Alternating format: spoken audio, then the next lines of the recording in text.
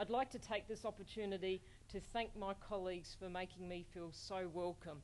Apart from teasing me about my accent, for some reason they keep asking me to say 6. And apart from accusing me of stealing national icons like the Pavlova, they have welcomed me with very, very open arms, so thank you, colleagues. As Derek said, the talk today, I'm going to be talking about capital gains tax and the Labor Party proposal, but in particular, lessons from across the ditch. What we find is that, as you probably do know, in New Zealand, we're one of the few countries, one of the few OECD countries that doesn't have a comprehensive capital gains tax. As my wonderful students would be able to tell you, there are ad hoc provisions in the Tax Act dealing with very specific transactions, but there is no comprehensive CGT in New Zealand. You might recall from the last election that the Labor Party announced their tax policies, and one of those policies included the introduction of a comprehensive realisation capital gains tax. Now, as with the Labor Party's policies in other areas as well, it very much drew on the Australian experience. If we have a look, and I will outline the Labor Party policies in a moment, they set out a very general, broad framework of what they would do in the capital gains tax. But as we're going to learn from the experience in Australia, the devil was in the detail. Now, Labor has reiterated that they still maintain that they will introduce a capital gains tax. As recently as March this year, the opposition leader again reiterated that. So it is something that is very topical, and hopefully I can help you learn some lessons from across the ditch today. Now, there are a number of arguments for and against capital gains tax. This isn't a new debate. There's been quite a few New Zealand law reform committees that have considered this issue. And if we have a look in terms of arguments for a capital gains tax, one of the things these reports have very much emphasised is both horizontal and vertical equity. Now, these are funny terms us tax lawyers use. So if you think horizontal, lying down, okay, and so in tax terms it means people who are earning same or similar income should be taxed the same. A Canadian Carter Commission said a buck is a buck is a buck. In New Zealand, a buck isn't always a buck. So if we have somebody on a salary that derives $50,000, they're taxed on it. If somebody derives a capital gains of $50,000, unless these very specific ad hoc provisions are triggered, it's tax-free. So horizontal equity is not maintained in New Zealand. A vertical equity. Okay, vertical equity, thinking up and down, okay, so particularly up. Vertical equity says that the more you earn, the more tax you should pay. Now, statistically, capital gains are typically made by wealthy people. So in New Zealand, we have a lack of vertical equity because it's the wealthy people that are earning these tax-free capital gains. Neutrality. My students often laugh at one of our earliest classes. We talk about what is a good tax. And they go, a good tax? Can you have a good tax? Well, you can. According to tax policy, a good tax should be neutral. It shouldn't impact on people's decisions, how to invest, how to structure, and so forth. But the absence of a capital gains tax has undermined the neutrality of the New Zealand tax system. Hot on the debate at the moment, both with the the National Party and also Labor, is the distortions in the property market because of the absence of a capital gains tax. So neutrality is an important aspect for the promotion of a capital gains tax in New Zealand. Combating tax avoidance. I don't know if you remember, most of the people here are actually too young to remember. It always sort of scares me when I work out I'm talking about something and look at the class and realise, oh my gosh, you weren't born then, were you? But you may recall, or some of us may recall, the bottom of the harbour scheme in Australia. So many tax avoidance schemes were based on making something look like it was capital, not income, and therefore making it tax-free. So introducing a capital gains tax is actually seen as a very important part of combating tax avoidance. In countries like South Africa, they've actually publicly come out when they introduced it and said, we don't care about the revenue, this is all about tax avoidance, that's why we're introducing it. There would also be a benefit of getting rid of these, this hodgepodge of these ad hoc provisions that we went through in our classes. So to have a comprehensive capital gains system would also, I think, assist the Income Tax Act in New Zealand. But when we look at these review committees, some of them are pro, some of them against the capital gains, and the main reason they've been against the capital gains tax is complexity. It seems to be that experience shows that capital gains taxes are always complex.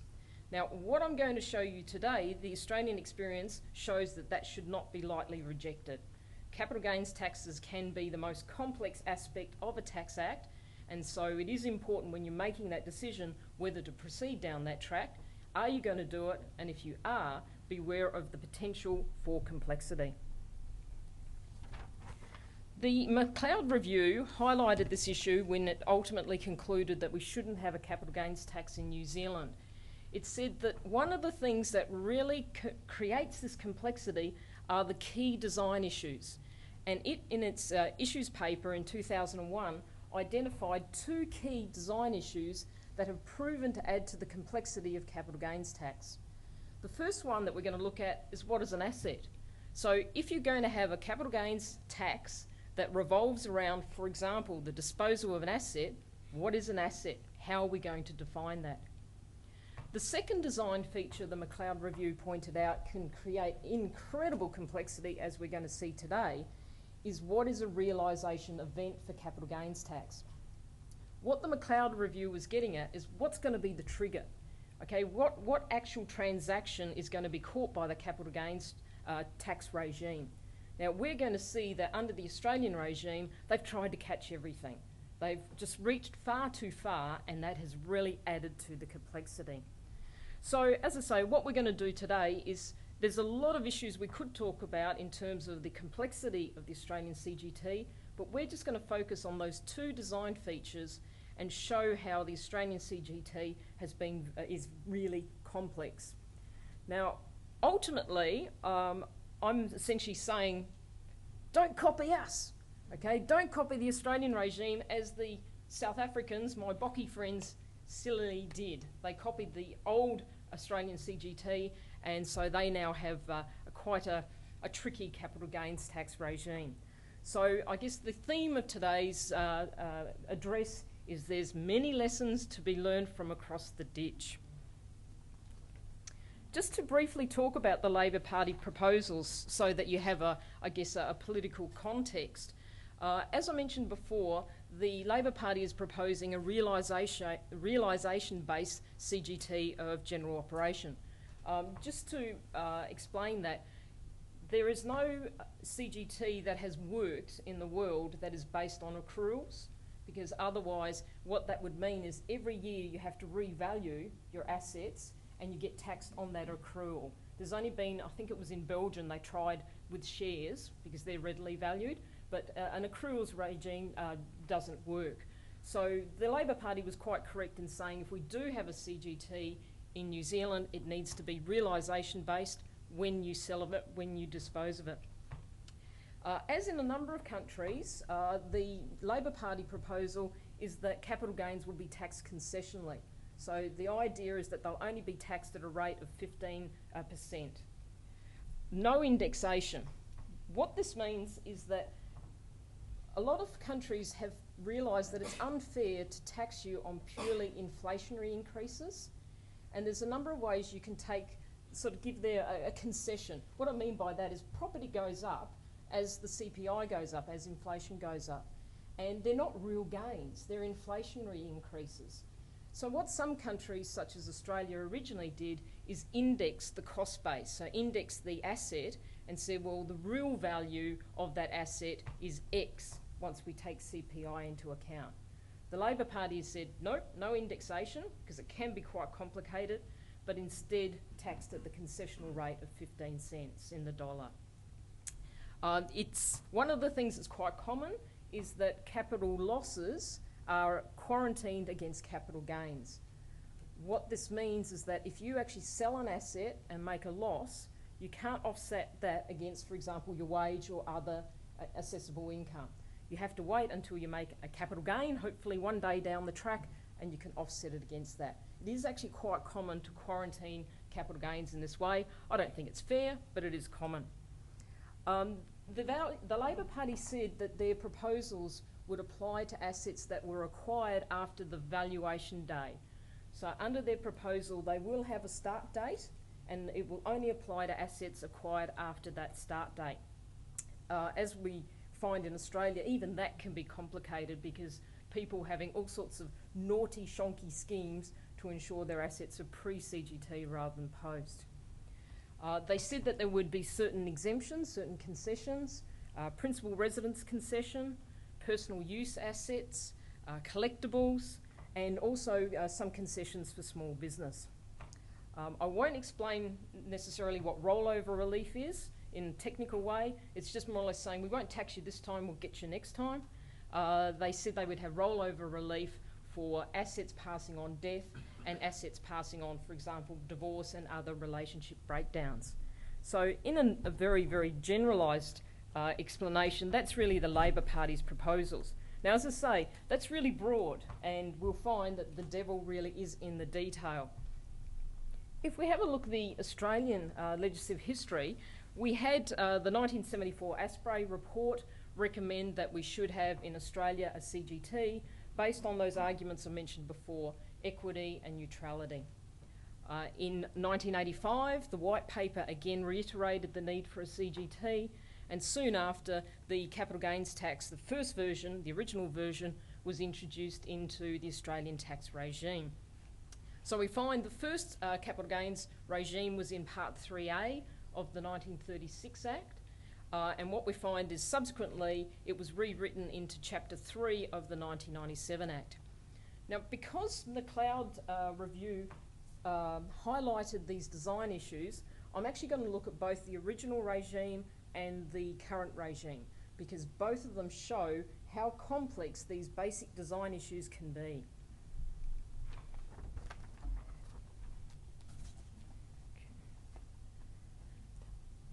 In Australia, we, as with the Labor Party proposals, had an introductory date, so to speak. So the capital gains applies to assets acquired after the 20th of September 1985.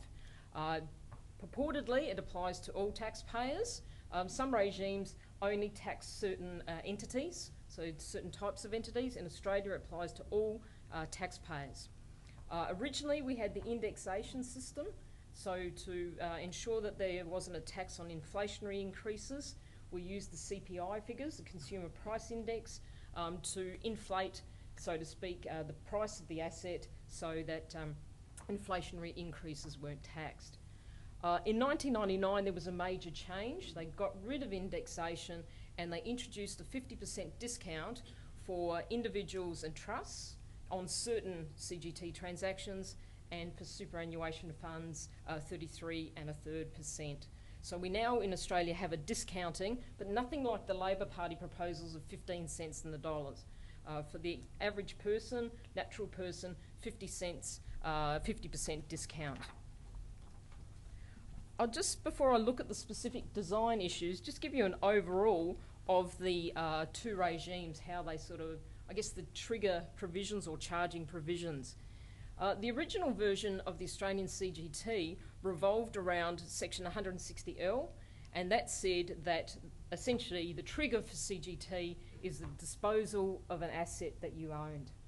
So from that basic section, what we find is that under Part 3A, two key elements, those two design elements, what is an asset, what is a disposal. The current regime is very different. They've moved away from deemed disposals, this focus on disposal, and under the current regime, the trigger is a capital gains event. Now, what I'm going to explain a little bit about a bit later on is there's 53 CGT events picking up a whole array of transactions. We're going to look at just a couple of the most controversial ones, and I think you'll see that they have quite a reach, or they purport to have quite a reach. So the key under the current provision is there a CGT event? But some of those CGT events include reference to an asset. So the most basic one we're going to see, CGT event A1, that occurs when there's a disposal of an asset. So in a lot of these events, the issue of asset is still going to be an issue. So it is still going to be an issue. So while the focus technically is a CGT event, a lot of the events do talk about an asset.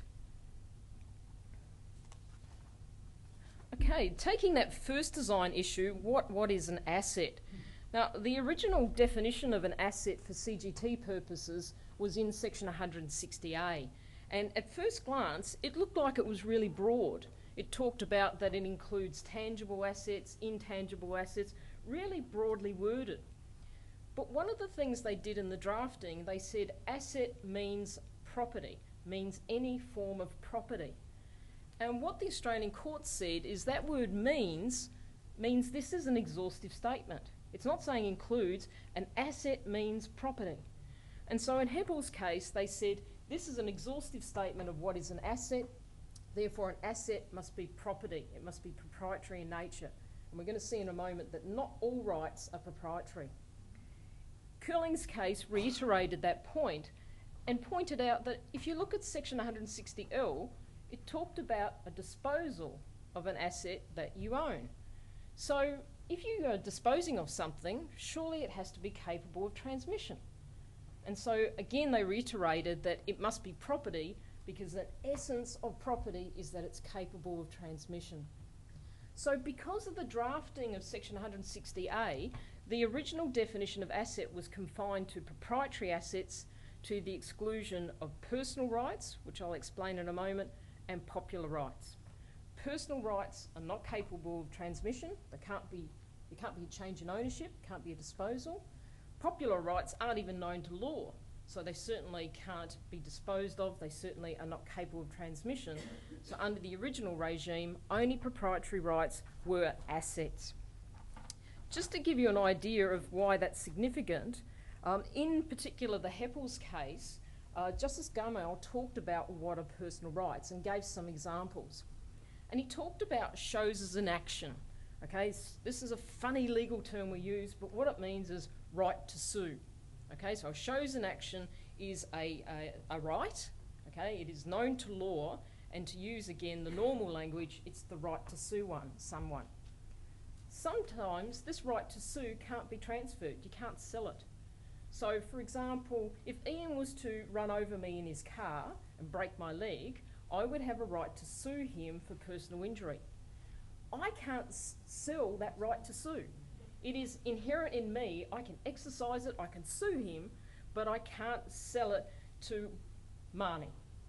It is a personal shows in action. It is not an asset under the original version. Another example is contract law. Okay, if I contracted a top architect to design my house, I don't want him transferring that contractual right to somebody who's, I can't say 5-year-old because he won't have the ability to contract, but somebody who has no architectural skills. If the identity of a contractual party is important to the contract, it is a personal right to sue, personal contractual obligation, it can't be transferred. So, as Justice Gamal pointed out, these types of rights are not assets under the original capital gains because they are personal in nature, not proprietary. As I mentioned before, popular rights, these aren't even known to law. Now, it might sound strange, but sometimes we do talk about rights, even though they're not really rights. The right to work, the right to employment. I always use the right to breathe. I've got to breathe now. So yes, these are personal freedoms, personal liberties. They're not known to law, so they can't be transmitted. They are not assets under the capital gains provision as we originally had it under section 160A. Now, okay, post the Heppel's decision, section 160A was amended to include personal rights and not popular rights in the scope of the definition of an asset. Now, these were transitional provisions that only applied post the 26th of June 92 when the amendment came in. But most importantly, the current provision. The current definition of asset under the CGT in Australia adopted that amended version of section 160A. So once again, we find that assets defined quite broadly, picking up intangible assets, tangible assets, but most importantly, it's stated that it extends beyond any form of property. It also extends to a legal or equitable right that is not property. So specifically, overruling, so to speak, the previous original version to include popular rights. Now, you might be thinking, and a few people, I know this sort of came out in the debate at the time, well, isn't this nugatory? I mean, what's the impact of actually extending the definition of asset to personal rights if they can't be disposed of? Isn't it not going to have really impact? What we're going to see is that the current CGT is not confined to disposals of assets. A number of the CGT events do not involve a disposal, so it is important that personal, well, if you think it's a good thing, it's important that personal assets are included because they can be caught by these provisions that don't involve a disposal, don't involve a transmission. So what we're going to see, there is actually, because of this change, it's actually ended up being quite controversial. I'm just going to look at one controversial aspect of extending the capital gains regime to personal rights.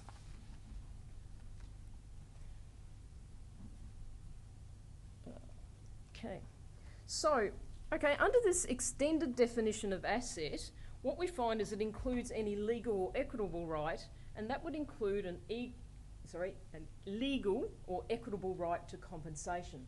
So once again, this notion of right to sue, an equitable right to sue, a legal right to sue you for damages is recognised as an asset now under the current regime. Now, the reason why this is significant is, once again, it's not confined to proprietary rights to sue. It includes personal right to sue. The reason why it can be quite controversial is the right to compensation, that right to sue, might relate to another asset that you own.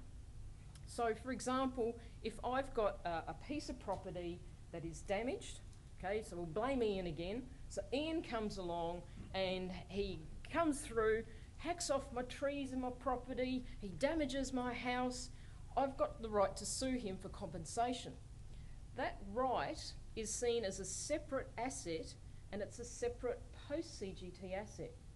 Even if the property that Ian destroyed was pre-CGT, and therefore ordinarily outside the regime of the capital gains, that right to sue is a new post-CGT asset that can fall within the regime. So even though I'm really getting damages for a pre-CGT property, technically I actually fall within the current regime because the right to sue is now a new post-CGT asset. Now, I'll explain some of these CGT events a bit later, but CGT event A1 is the most general one. It applies where there is a disposal of an asset, and that means a change in ownership. The right to sue, there's not actually a change in ownership.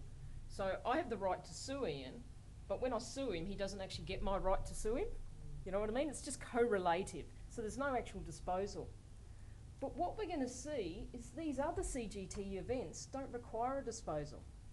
CGT event D1 goes boom, as soon as I create a contractual or some other legal or equitable right in somebody, CGT event D1 applies. So the creation of a right to sue triggers D1.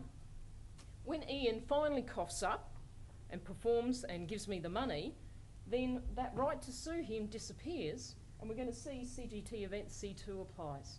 So this is significant that these are separate assets and they technically apply even if I have a property, underlying property that is pre-CGT. That's not fair. So we know it's not fair. The government hasn't done anything about it, but the tax office has. The tax office in a taxation ruling said, this isn't fair. So what we'll do, if the underlying asset, the one that Ian hurt, damaged, if that underlying asset is pre-CGT, we'll look through and we'll say that the compensation is actually for the pre-CGT property. We won't tax you. However, the ruling is quite narrow in a sense. It only involves a complete disposal of the asset, a partial disposal of the asset, permanent damage, or permanent reduction in value. Now you might think, well, that's pretty broad, but what about a temporary impairment? So this is actually very significant for the Indigenous people in Australia, because a lot of the transactions that involve their land are actually temporary impairments of their native title, their Aboriginal title, obviously pre-CGT under Aboriginal title, but here we have a new post-CGT asset that they can be taxed under. So I'm bringing my two Indigenous and my tax together in the one. Okay, second design issue, disposal. Now, as my good friend Craig has pointed out, when we're looking at a CGT, gosh, there must be some sort of minimal standard whereby the Revenue Service, the IRD, can administer that act, and also taxpayers can comply with it. It can't be so crazy that we don't know what we're doing as taxpayers or the IRD. The original CGT in Australia included a whole array of deemed disposal provisions, and the two most notorious ones were so notorious they were called the terrible twins. So in academic writing and then subsequently in the courts, they got their nickname, the terrible twins. Section 160, M6 and M7. M6 actually didn't make sense. It actually just went round and round in circles. And M7 had the weird possible interpretation that even if it wasn't the taxpayer's asset that was involved, you could be taxed on it. So we find that the courts looked at these provisions and oh my gosh. So you'll see a quote there from Cooling's case. Justice Hill, who was probably the greatest brain ever in tax in Australia, Justice Hill said, "These provisions are drafted with such obscurity that even those used to interpreting the utterances of the Delphic oracle might falter in seeking to elicit a sensible meaning from its terms." So we all know who the Delphic oracle is. Okay, so from ancient Greek times, the Delphic oracle used to go blah, blah, blah, blah, blah, blah, blah, blah, and then the priestesses would interpret those blah, blah, blah, blah, blahs and tell you what your future is. So Justice Hill was saying these are as bad as the Delphic oracle. In Heppel's case, Chief Justice Mason pointed out that these provisions are just obscure, if not bewildering to both the taxpayer who seeks to determine his or her liability by reference to them and the lawyers called upon to interpret them. In the Heppel's case, they more or less said, look, if we can't understand it, how can a taxpayer or a tax advisor understand these provisions? They're also concerned about the breadth, because we're going to see the terrible twins, but even more so their current siblings, they try to reach far too far. So as I mentioned, M7 could even apply even if you weren't the taxpayer wasn't the owner of the asset. It was madness. What has happened under the current provision in Chapter 3, this notion of deemed disposals has been replaced with the notion of CGT events. And as I mentioned before, there are 53 CGT events, including a whole array of transactions. So hire purchase agreements, we have a specific CGT event, B1. Ian comes along again, loss and destruction of my asset, triggers CGT event C1. Entering into a lease triggers CGT event F1. So there's a whole array of specific transactions that are dealt with there. As I say, there's a whole array of specific transactions, so they have to have a hierarchy. And how it works under the current regime is you, the taxpayer, have to go through and try to work out all the different CGT events that could apply to your transaction. What we then do is we knock out event D1 and H2, which I'll talk about in a moment, and then we still see what's left. And then we've got to say, well, okay, I'm not going to be taxed 3 or 4 times, so we'll apply the most specific event. So because they can actually have a general event, a specific event on the same transaction. So for example, F1, I enter into a lease, A1 would also be triggered, but legally F1 wins, Formula 1 wins. Now, some of these CGT events are particularly problematic, so I'm not going to bore you with all 53. I'm just going to mention very briefly about a couple of the most problematic CGT events. Now, I mentioned CGT event C2 before. What this provision, at first glance, it seems quite straightforward. It says this event occurs when a taxpayer's ownership of an intangible CGT event ends. And then it goes on and describes some verbs. Okay, so it could be that the asset expires, it could be that it's redeemed, it could be cancelled.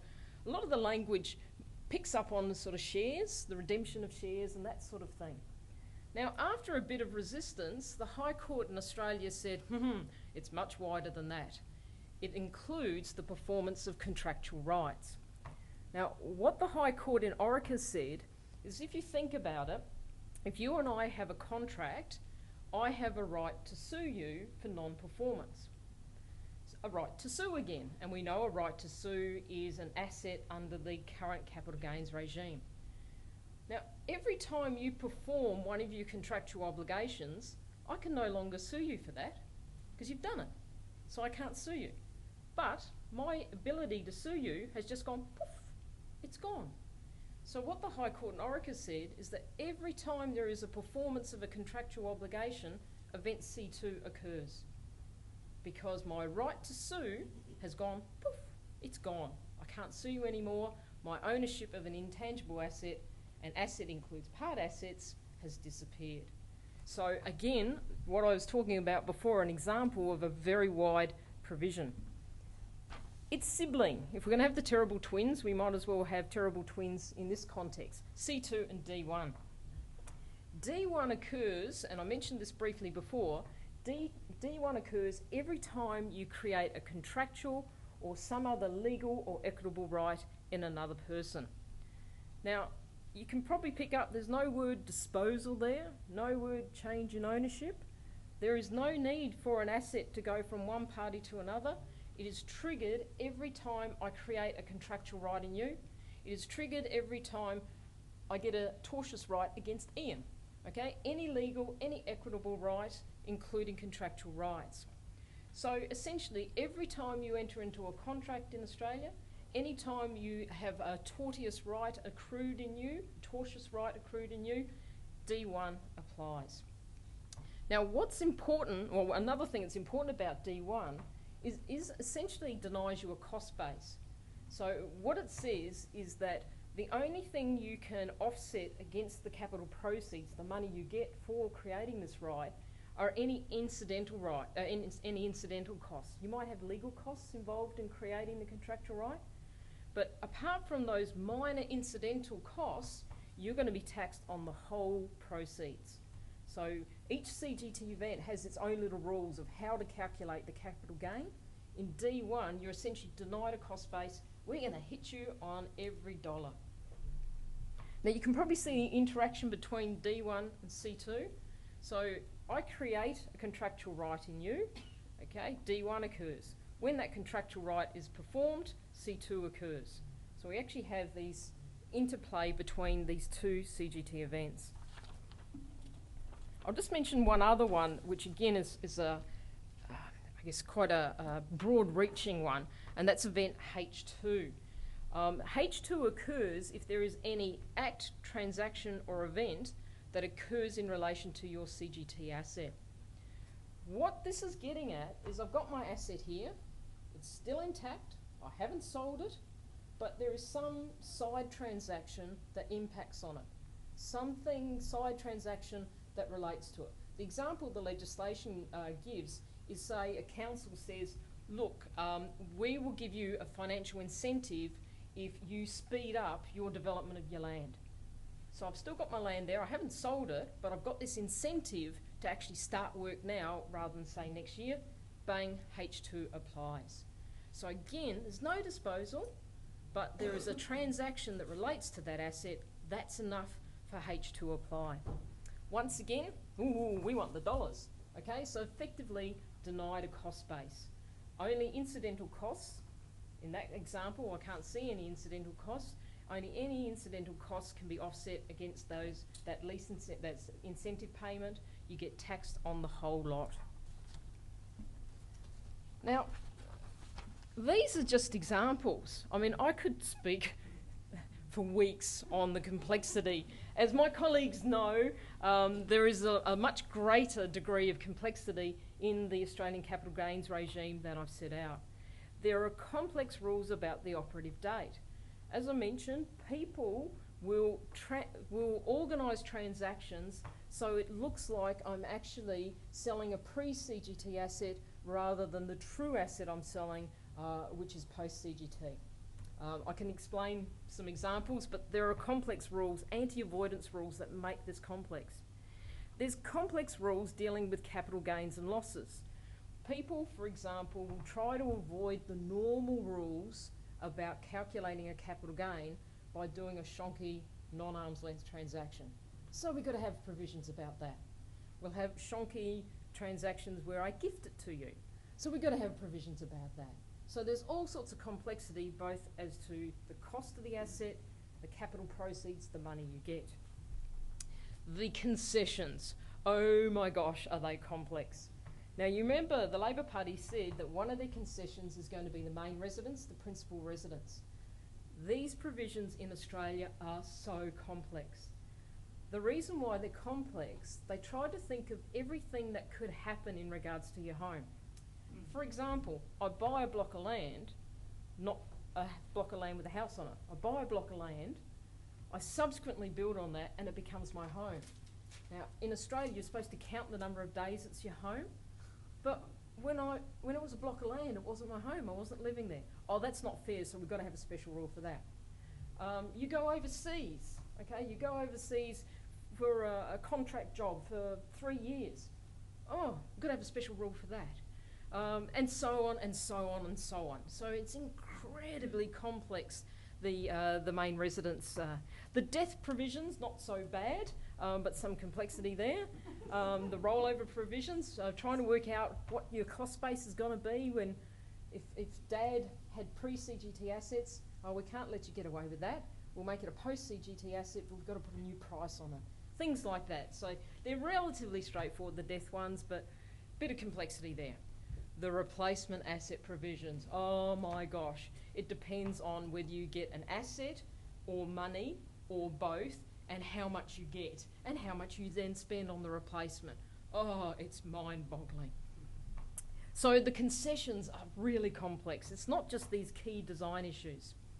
As the McLeod Review also warned, once you have these concessions, in the original provisions, they tend to be added to. You know, for political reasons down the track, more and more are added to it. The small business exemptions in Australia are such an example. Essentially in Australia, small business doesn't pay capital gains. You can trigger one of the exemptions. There's that many of them that effectively small business is exempt from capital gains tax in Australia because of the layers and layers that they've added. So, coming back to good old New Zealand. Okay, we definitely know that there are strong arguments for a capital gains in New Zealand. Equity dictates we should have a capital gains. Neutrality dictates that we should have a capital gains. But if New Zealand is going to have a capital gains, beware that the benefits in terms of equity and neutrality can be lost. Concessions create more distortions or new distortions and undermine neutrality. In Australia, there's been a lot of evidence that people are pouring money into their main residence because it's perceived as being exempt. Instead of using it in business assets or businesses, they are over-capitalising on their homes. That's just one example of the concessions and the distortions that come from that. These concessions add to the complexity. Believe me, if you have a look at the main residence exemption, my gosh, it's complex. The complexity in the CGT in Australia really is probably a combination of two things. Really poor drafting. If you go back to those terrible twins, they are awful. M6 does literally go around and round in circles. They're really, really bad. But also, I wonder if it's just trying to have too broad a reach, trying to catch everything rather than a straightforward change in ownership of an asset. So what then are the lessons for New Zealand? So the experience in Australia shows that if New Zealand is going to have a CGT, not have to have, if New Zealand is going to have a CGT, there are a number of things they have to deal with. They have to grapple with. How broad are we going to make the notion of asset? What is going to be the trigger? Is it going to include transactions that extend beyond a change in ownership of an asset? One thing I haven't talked about today, but equally complex, is what is an acquisition? And one of the things that the South African CGT has forgotten to deal with is, what about assets that you acquire without a corresponding disposal? If I create something, I acquire it, but the South Africans forgot about it, essentially. One commentator said they fell asleep at that point. So in New Zealand, we'll have to deal with what is an acquisition and how do we deal with acquisitions that don't have a corresponding disposal. Are we going to have a fixed date like with the Labor Party's proposal? Because in South Africa there isn't. Okay, it applies to all assets. That takes away the complexity of having these anti-avoidance rules, these tax avoidance rules dealing with that. But again, some people would say that's really unfair, that it should only be assets acquired after, to use the Labor Party policy, the valuation date. How are we going to calculate a capital gain, capital loss? So all sorts of issues as to what is the cost, what is the capital proceeds, are you going to index that cost? Okay, so people said it was too complicated.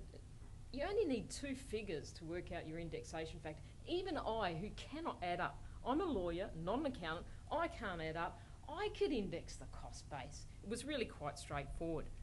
If we're not going to have indexation, are we going to allow a discount, and how much? 15%, the Labor Party proposal? Pretty generous. What concessions, what exemptions, if any, are you going to include? So once again, my learned friend here, Craig, has said one of the advantages of being the last to adopt something is that you can learn from others' mistakes. Heed the lessons from across the ditch.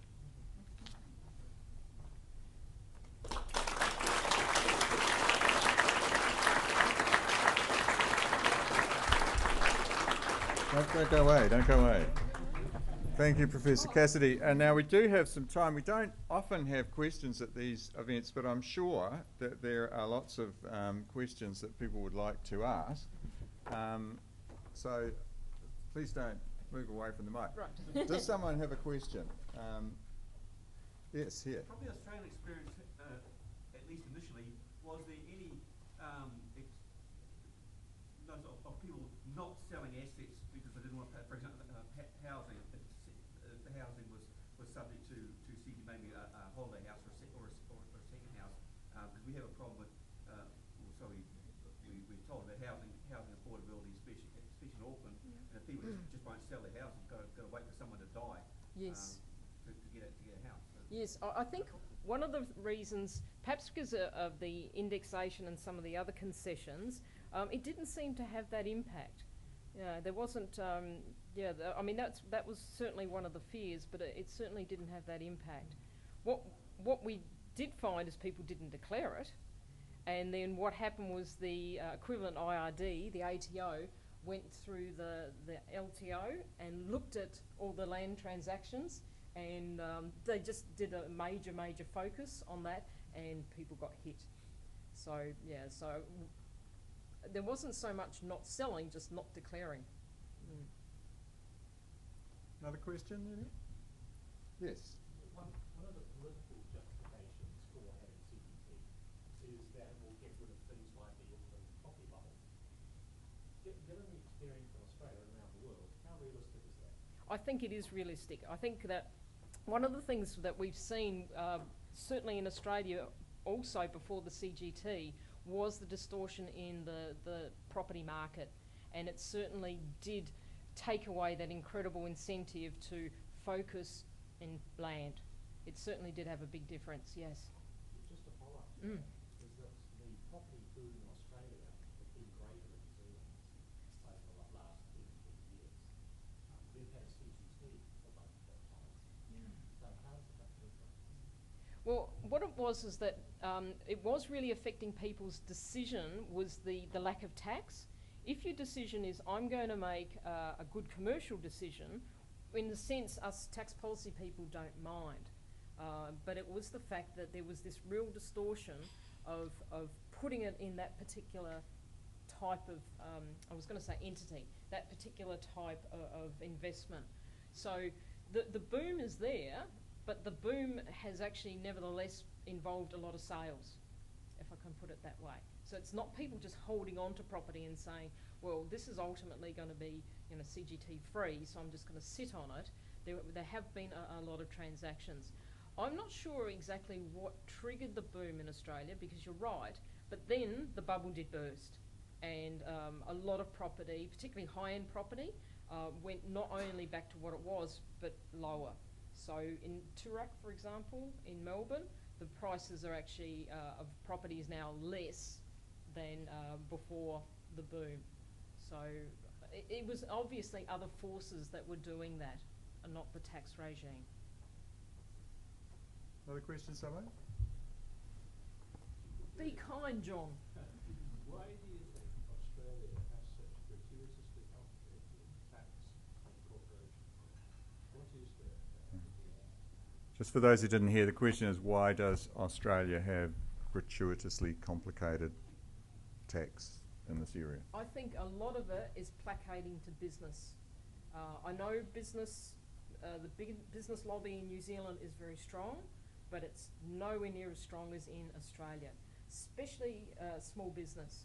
Small business is seen as a really, it is a really strong lobby in that sense, and I think a lot of it is business concessions. But also poor drafting. What has happened in Australia is we used to have parliamentary draftspersons who used to draft the legislation. Now, Treasury drafts the tax legislation. So all they're concerned, seriously, all they're concerned about is dollars. So, I mean, something as simple as we have a consolidated tax regime where corporate groups are treated as a single entity. That should have been one provision. No, when the legislation came out, it was that thick. To do one simple thing to treat a corporate group as a single tax entity. I couldn't believe I was at a conference and I thought, oh, I know this person's doing the drafting. Can I have a look at, can I look at your etchings? And my gosh, it's for a single proposition as it's that. So I think it's because Treasury's doing the drafting in tax that it's just so complicated. Does Treasury employ ex-Delphi priestesses, do they? I think so, I think so. One thing, can I just add to that? One of the things that New Zealand and Australia certainly also does, but what New Zealand tends to do is react to problems with specific legislation. So instead of saying, oh, here's a big problem, let's just redo everything in that area, they do lots of bits and pieces. And if you do lots of bits and pieces, you're going to add to the complexity in terms of size, but you also often end up with clashing provisions, because you've dealt with it there, and then you've dealt with it there, but you've actually said two opposite things. So that, I think, also adds to the complexity, rather than being brave enough and saying, boom, going step, step, step, step, step. And as I say, New Zealand, the Parliament in New Zealand is very much step, step, step, step person, and that does add to complexity, definitely. You obviously weren't here in 1984 when we performed everything all in one pure go. Yes. Just one question I had when I was listening, and it may be that I'm just a layperson, but you mentioned that it was unfair to quarantine capital losses with capital gains, and you didn't come back to why that was. Well, I think, for example, I mean, a painting is a collectible, so they have specific rules for that. But let's say I had a painting, so as people may know, I love art, and I'm a collector of art. So I have a Robert Dickerson. If I were to sell that painting at the moment, I would make a substantial loss on that. Why should I have to wait until I sell my Sydney Nolan and make lots of money to be able to offset that against that loss, against that gain? Why shouldn't I? It's a true loss to me. It's out of my pocket, so I've lost that money, so why shouldn't I be able to offset it against my wage, or offset it against rental income or dividend income? I actually don't understand the argument for quarantining, but it's very common in capital gains. Any other questions? Well, can I ask you to join with me in thanking Professor Cassidy for a very interesting address on perhaps a surprisingly interesting address on the topic of capital gains tax. Please join with me in thanking you.